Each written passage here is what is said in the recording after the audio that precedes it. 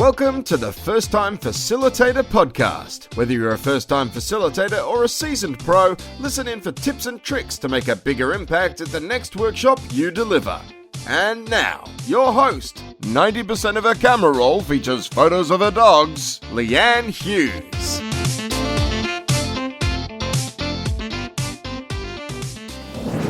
G'day everyone and welcome to the show. I'm your host Leanne Hughes and I'm here to help you create unpredictable workshop experiences that predictably work. Hey, here's a question for you. I want you to think about the very last workshop that you delivered. Now, if you had to use a ratio or a percentage, I want you to think about this. How much time did you spend speaking, explaining, emphasizing, versus how much time did the group speak, explain, discuss, share? What was that ratio for you? I think that's a really great reflection question for us as facilitators.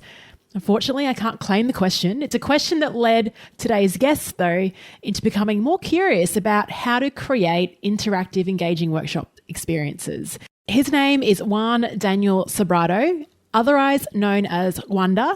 Now, if you're in the Flipchart, you might recognize his name. He is such a wonderful, responsive contributor to that group, providing super helpful, targeted, and innovative responses to questions from other facilitators. So thanks so much for contributing. Juanda and I have many things in common. Firstly, he also has a podcast about learning. It's in Spanish, though. If you'd like to listen to it, it's called Learning Legendario. Secondly, we both love Pat Flynn from the Smart Passive Income podcast. And thirdly, we're both tremendously driven by making our workshop environments fun, curiosity-driven, and unique. There are so many great things in this conversation, and one thing that I really loved was how Juanda shared his response to how people react and what they can do next if they apply for professional development within an organisation. So they've applied for the opportunity and they get knocked back. I think his response is perfect and it really demonstrates his growth mindset. Juanda is based in Madrid, and I guess you'd describe him as two kind of personalities. So his Clark Kent was starting work as a bioengineer at Medtronic, one of the largest implantable medical device companies worldwide, and he's now their country sales and marketing manager. He's a really great philosophy on sales and marketing, one that I absolutely agree with, which you'll also hear on this show. At night, when he becomes Superman, like I mentioned earlier, he hosts a Learning Legendario podcast. But not only is this a podcast, it's also a website which has fantastic resources on it, helping to share ideas, tips to design and carry out more effective, participatory and fun training courses. His website is in Spanish, but I got to say, Google Translate doesn't do too bad of a job at all. So check it out. And he's also written an online course on how to debrief escape rooms. Are you finding that every team in the world is now doing an escape room as their team building activity? I'm noticing that. And I think that's great, but I think there needs to be like some lessons learned or pulled out of that experience, some great questions that you can ask. So if you get stuck on designing that or know a team in your organization that's doing an escape room, definitely get them to check out Juanda's course. Oh, and the waiting list is now open for my First Time Facilitator Bootcamp and will be kicking off in early March. So to find out more, visit leannehughes.com/bootcamp. That's leannehughes.com/bootcamp. You'll also find details on there about a free masterclass I'm running in late February 2020. That's all online. And we also recorded this interview on video. It'll be over on YouTube. So if you prefer watching video, the link to that and everything else mentioned in the show, as well as contact details to reach out to Juanda, which give this guy some love. He's given the community on Flipchart so much. You can reach out to him, find out everything that's mentioned on this show over at firsttimefacilitator.com/episode 105. Now, onto the show.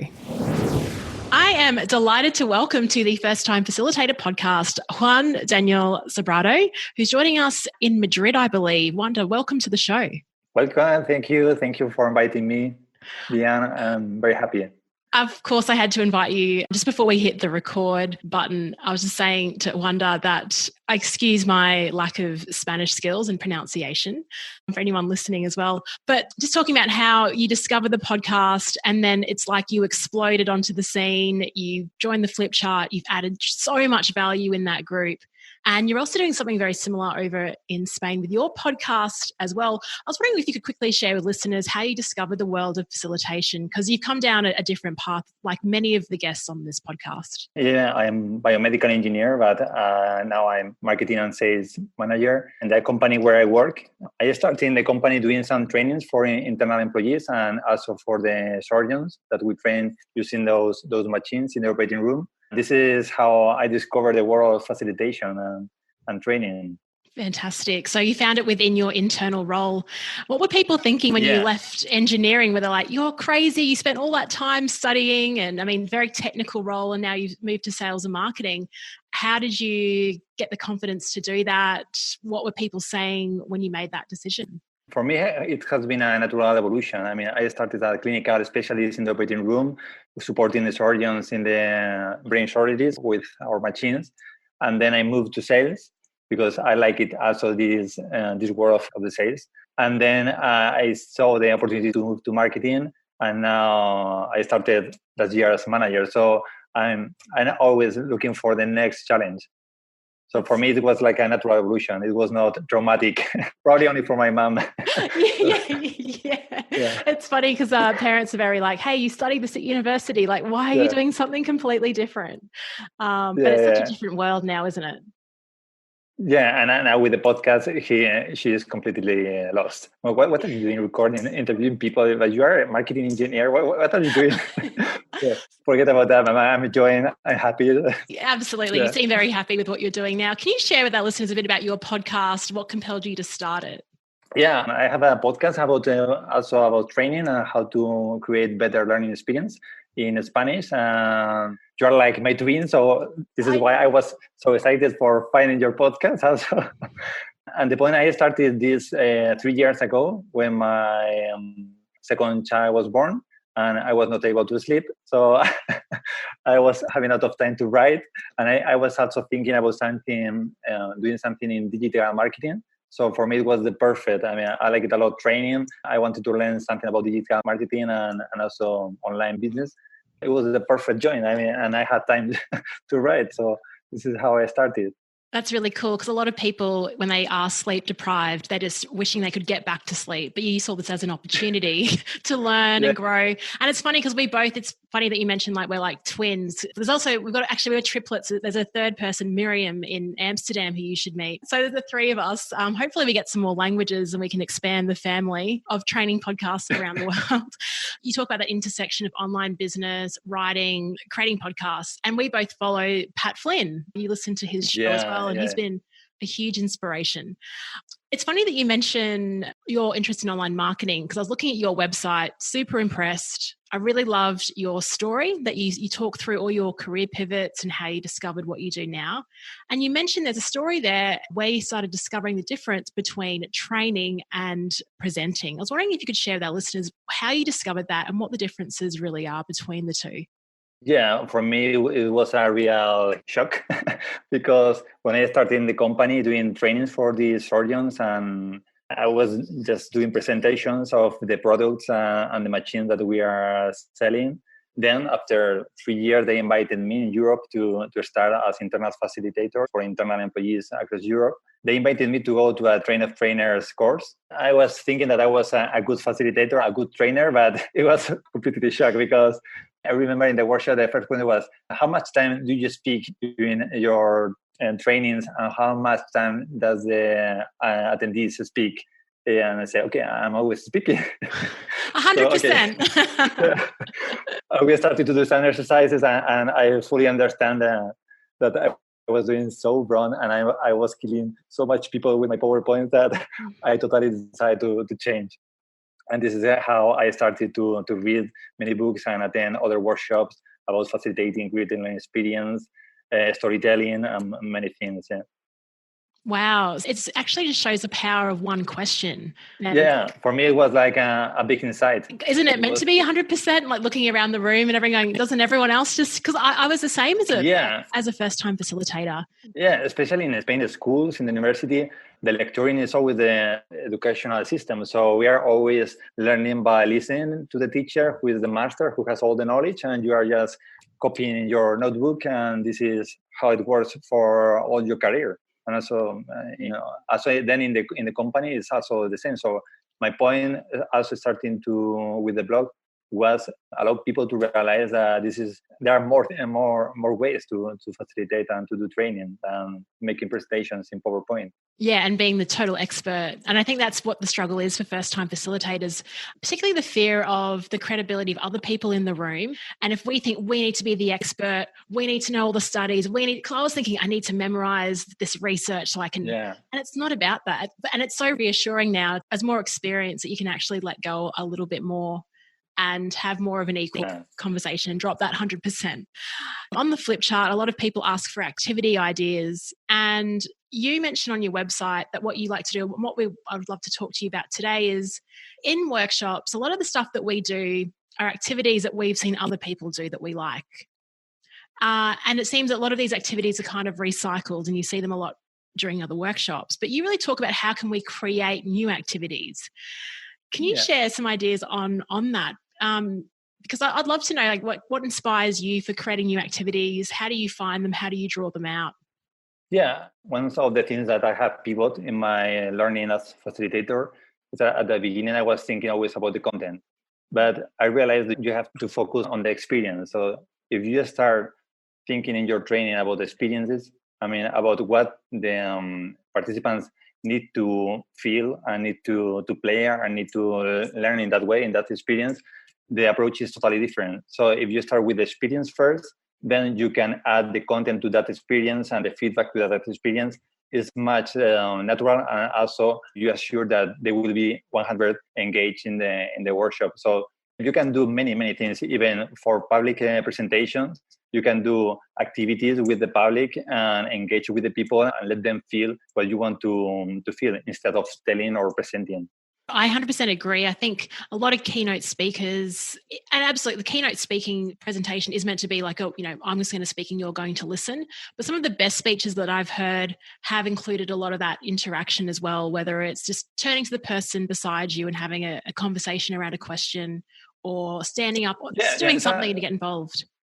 Yeah, sometimes, for example, I remember one conference that they were talking about, it was for parents, teaching to them that you don't have to oblige your children to give their toys to people that they don't know in the park or in the kindergarten. So this was the experience. So the speaker asked all the people to take their mobile phone and block and give to the person who is 2 seats near to you.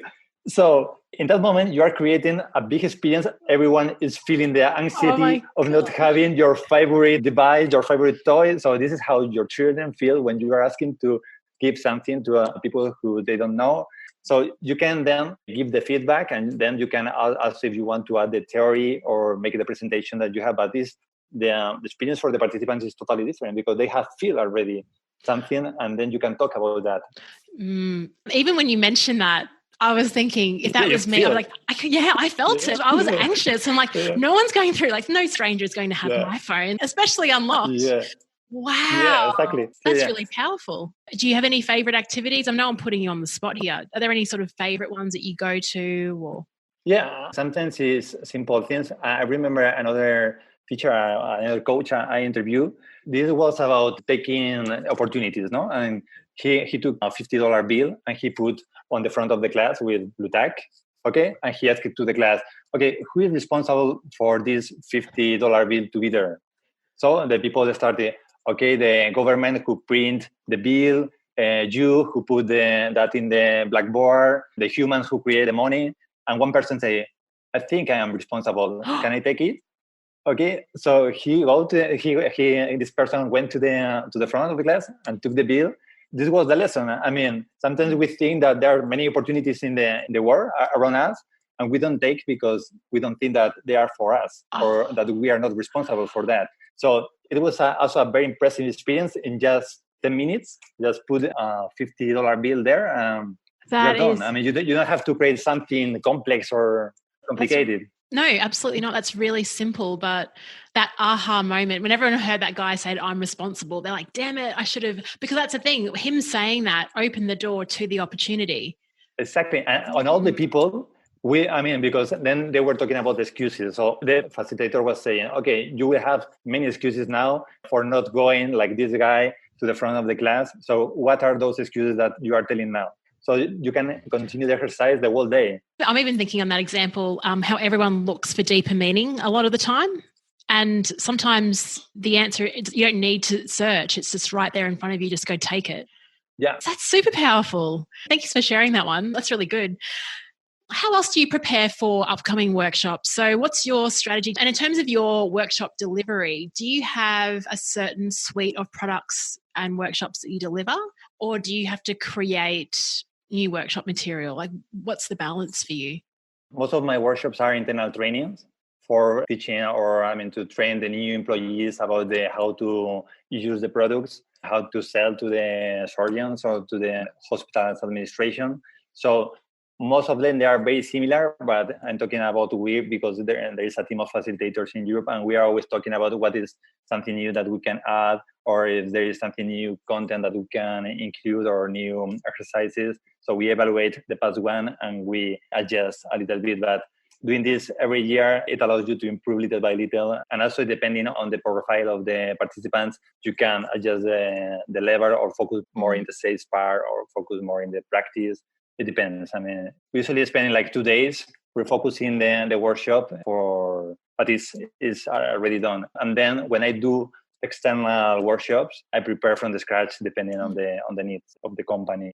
So how are you balancing at the moment? So you've got your internal job, but you're also working externally and doing some external stuff. How are you balancing that? The reason I ask that is there's a lot of people that I hear listening to the show that are working internally, but they want to do some external work, maybe leave. How are you managing that? I have like a double identity. You do? Yeah. During the day, I do sales and marketing in a big American company.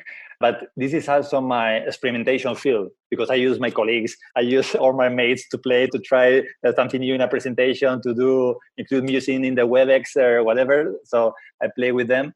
And also in the night, I write the blog and I prepare the interviews and I prepare this kind of workshop. But this kind of workshop for me, stay with my family is very important. So I don't take time from my weekends. Only I dedicate like 10% for those external activities or workshops. So during the year, I only do a few conferences or only a few workshops because I don't want to stress myself because for me, this is like a hobby and I want to keep enjoying that. Yeah, I hear you. You sound exactly like me when I was working in corporate and balancing both. I was very lucky to drop to a 9-day fortnight. So every second Friday I had off. Thank goodness, because it was really hard to balance and get some sleep and be present for my family. And all, it's it's tricky to balance, but it's nice. I also felt sometimes with my work, I'd see what I was doing and it was hard to navigate both and live the double life. Yeah, and also many people ask me, how do you have time for doing all this? I don't see Netflix. So if you don't see TV series and you are not spending too much time in the social networks, you have like 2 hours per day or 3 hours per day. I mean, many people lose their time doing nothing in like this. So it's up to you. Just a question. Have you done the Clifton Strengths Finder tool? No. Clifton Strengths. Okay. What you're saying reminds me of one of my strengths, which is maximizer. So it's like every opportunity, use the time effectively. And I'll send you the link after. Be interesting to see what your top 5 are. Yeah. So, and in terms of your workshop delivery, the morning of a workshop, how do you prepare for it? How do you get yourself ready to deliver a really great experience? Yeah, first of all, I try to sleep well. Usually as I travel abroad, I go to Switzerland. I have a good night because here at home, I have all my children at night waking me. So I always travel the day before to have a good night. Mm-hmm. And then I have a light breakfast. And I try always to be early in the place before the workshop. And I have checked that everything is ready. Also, we are working with big machines. So we have there like an operating room. So we have to to try everything that everything is ready. And then sometimes I go to the bathroom, I put my music on to the top, and I relax myself. And this is how I get the energy. Awesome. This is what I love hearing. And you spoke about it in the message that you left on my episode 101 about there's no excuse for any training to be boring. And so you're talking about medical machinery and you're making this experience exciting. So how do you give people that excitement? Because they're walking in thinking, like if they haven't met you before or been in one of your workshops, they're thinking, it's just another medical training session. We've got new machinery. Great. I'm sure they're not so excited beforehand. I'm very lucky because those are new employees many of the times. So when you are hired as a new employee, you want to do your best to learn. So, in that way, I only have a few difficult participants, but in general, they are very collaborative in that way. But what we try always is to make as practical as possible. So reduce to the minimum the content that we have to deliver. If there is something to read, we send that in advance. So in this way, we have time to play in the room, during the workshop, to play, discuss, make exercises, debriefing. So to have them 100% of the time participating. Yeah, there is something to say about new starters in organizations. They're so interested and keen. They're coming in with fresh eyes. They want to make an impact because they're new. So it is a good... Yeah. Sometimes you have people who is also moving their role in the company, and sometimes they are the most difficult because they think that they already know about selling, about all the skills that they already have. Sometimes you have to play, but I always think that if you have these experienced people in the room, you are very lucky as facilitator because you have a second facilitator with you. So if you can take in your advantage, ask him to or her to for showing cases or examples of past experience. So this is the best that it can happen to you if you are able to take advantage of having these people in the room. I think that's such a great strategy that I discovered quite early on in my facilitation career is if you have someone in the room that has all that experience, that has 30 years of leadership. I'd never used this language before, but what you said is like they can be the second facilitator. It's your co-pilot. You can tell something. Okay, what do you think, Brian? Do you agree with that? Is your experience in your years of experience? So, they feel that they have a role and they are engaged to participate and to share. So they are not thinking this is only for new people and I don't have nothing to say here. Yeah. You say it was pretty well, yeah. Brilliant. Co-pilot. That's awesome. So you run sales training. I'm just interested in this. Again, a lot of facilitators listening to the show are trying to build their service-based business and get more clients. What is a tip or something, maybe even something that you see in sales where things can go, they're doing something wrong, they're not making a sale, or some kind of tip that you could share with our listeners on how to get more sales? One of the things, because I also hire facilitators for training my team, is to specialize. When you start, you are trying to do everything and you offer all the services and you know about everything. But at the end, you need to specialize in something, because when I'm thinking about doing some training about public speaking, there's only one person who comes to my mind. For example, in LinkedIn, I have many contacts, and for some topics, I have this person, and this is what you have to get. To get the people to recognize you for something, because if you are doing everything, it's very difficult that people will remember you when they need you. So my recommendation would be to try. At the beginning, you have to try to know what you like, but after you have tried, you have to choose and specialize as much as possible and be the best in that field. Yeah, it sort of echoes what our favorite guy, Pat Flynn, says, the riches are in the niches. Yeah. Although we say niche. Yeah. That's really good advice. And something I'm still trying to work on is like what I want to really specialize and be the best on. So thank you for that. There was a really great thread in the Flipchart. Someone asked the question about, we run these great experiences. People are excited in our workshops. Then they go back to the real world. They may not make that behavior change. And oh my gosh, you just posted so many amazing ideas about how we can make training sticky. Would you like to share a couple of those with our listeners? They were just super impressive and very helpful.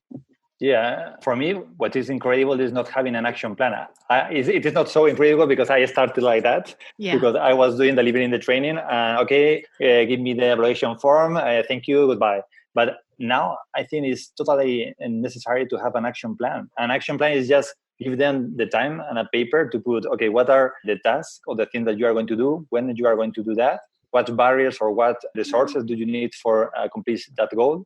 And also, what is your expected result, or what is your KPI, your indicator that you are successful. And in this way, the participant goes home with a clear plan. You can track, and sometimes you can track socially. So you can create a Telegram group or a Facebook group or whatever group in WhatsApp, or you can create pairs, accountability buddies to follow each other. Or even if you are giving that service, you can call or make a call after 1 month to track the plans or to check the action plans of the people, or give those action plans to their managers. I mean, you can do in many ways, but you need some compromise from the participants to do after the workshop. Yeah, the only way to apply the learning.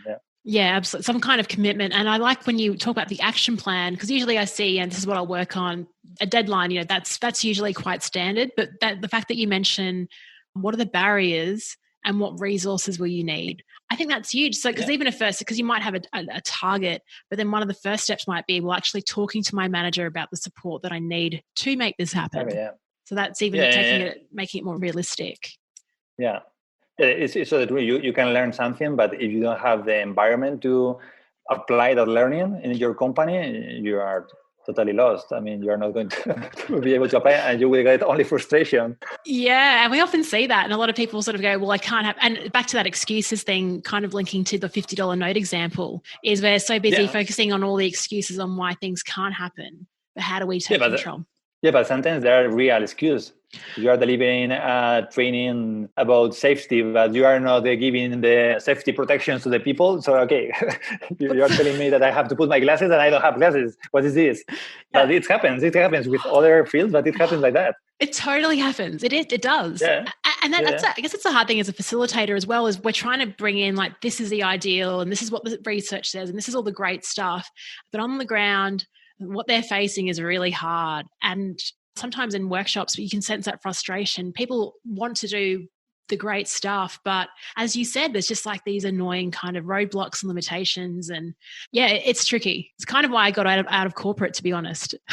Yeah, no, but another idea about having this action plan is having something to stick. So I think in the group we were talking about delivering or giving some present to the participants, like a plant, or you can give a bonsai to the manager. So whatever they have to take care of the bonsai, they will remember the training and they will remember that they have to develop their team, and they will start again to engage in that moment.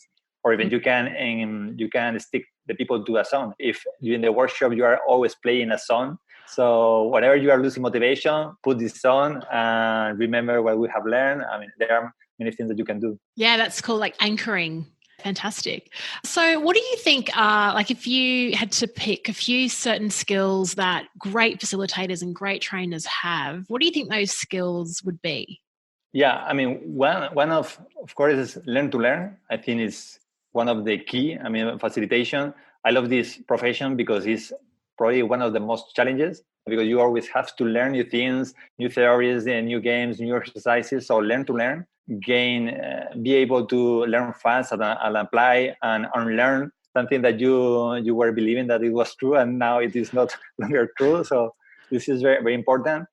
And the other is marketing and selling, because I have many listeners and people who write me telling I'm a good facilitator, but as I don't have customers, I have to leave this facilitation work because I don't have enough money to fill my fridge at home. So this is very sad. Yeah. And also for some facilitators or for some trainers, I noticed that marketing is still something dirty. It's about money. It's about getting rich, but it is about servicing. So you need to change that mind and start to think about selling just for serving more people. It's the only way to do what you love if you like facilitating. Yeah, to keep the fridge full. And that's so important.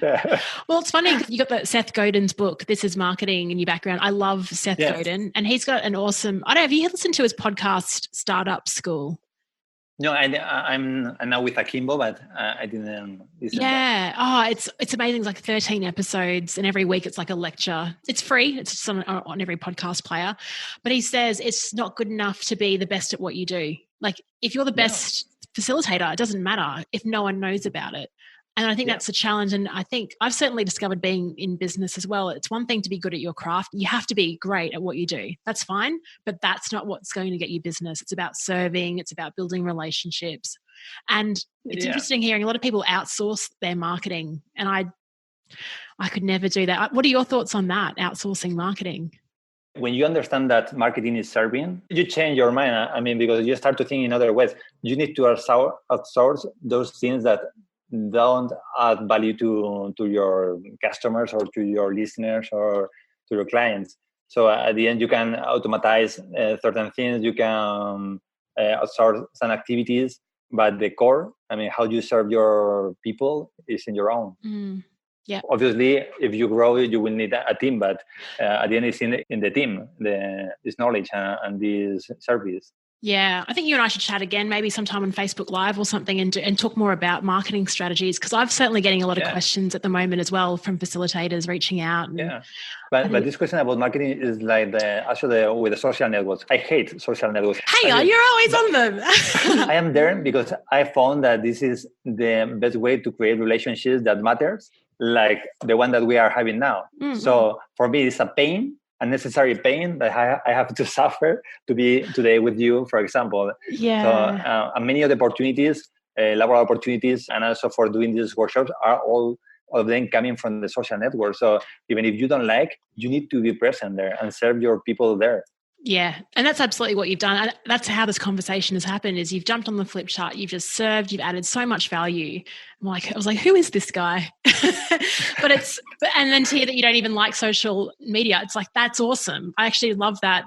Something that you don't like, but you actually maybe, I don't know how you manage your time with it. Something that I'm learning is to sort of batch, and maybe, an hour a day is hopping on the networks, responding, and that's it, rather than all through the day getting on there endlessly scrolling.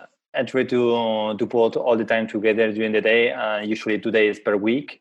I do like that. And sometimes I automatize some publications directly to, for example, in LinkedIn. I used to write a lot, and I was doing during the weekend and automatize the publication with tools like Metricool or Buffer. You can use these automation tools. Yeah, fantastic. Pat Flynn would give you a high five. You saying that? Yeah.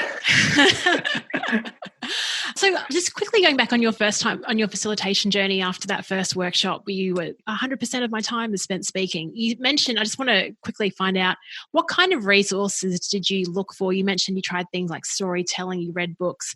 What stands out as a resource? That's another question I get asked a lot from first-time facilitators is, what's a really great resource, a book, something that will really help me build my skills? Yeah, I learn a lot from books because I like reading and I like to apply what I read.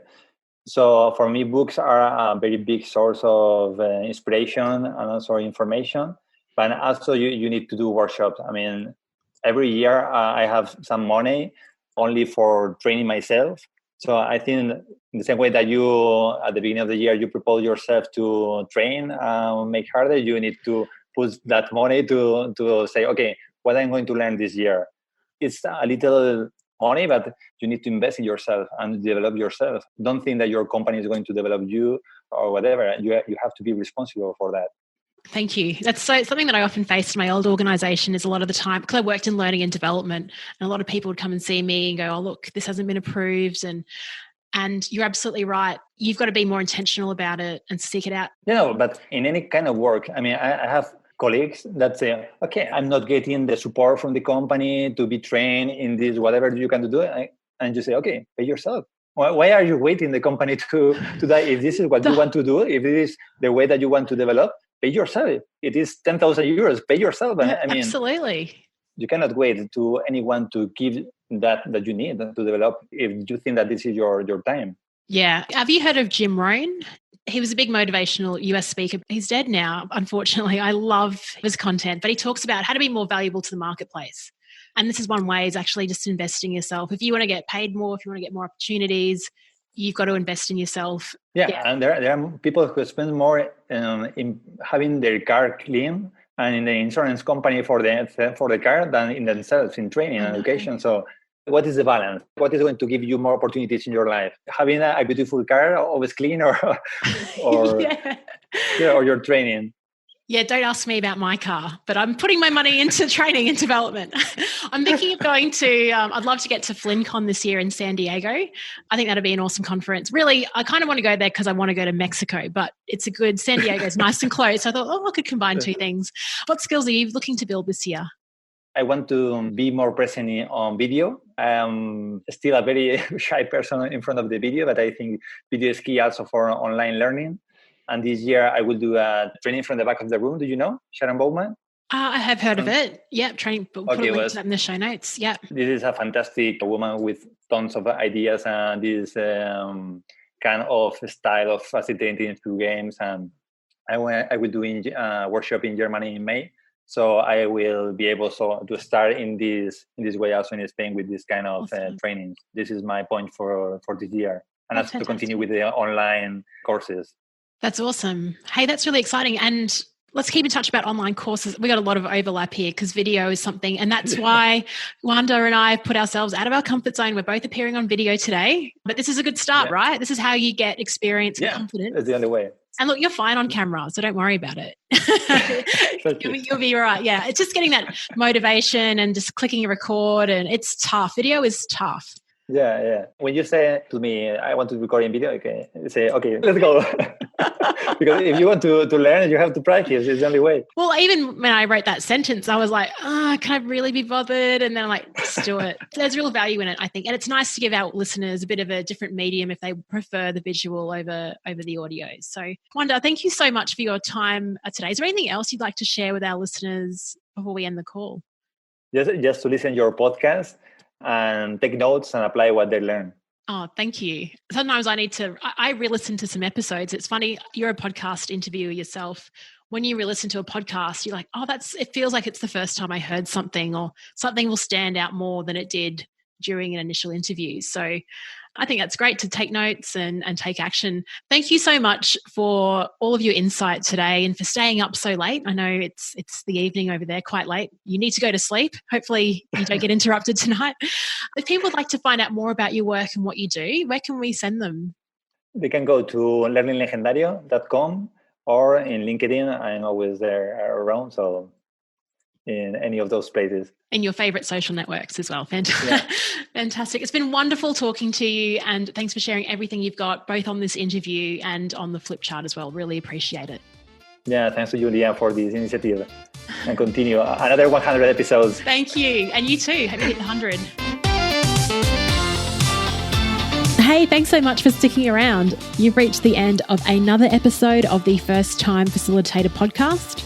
Connect with the show at firsttimefacilitator.com or follow me on Instagram at Leanne Hughes to find out what I'm up to during the week. If you enjoyed this episode, please feel free to share it with someone who will also appreciate the insight, and make it easier for yourself and subscribe to the show in your podcast player of choice. Thank you so much for listening, and chat to you next week.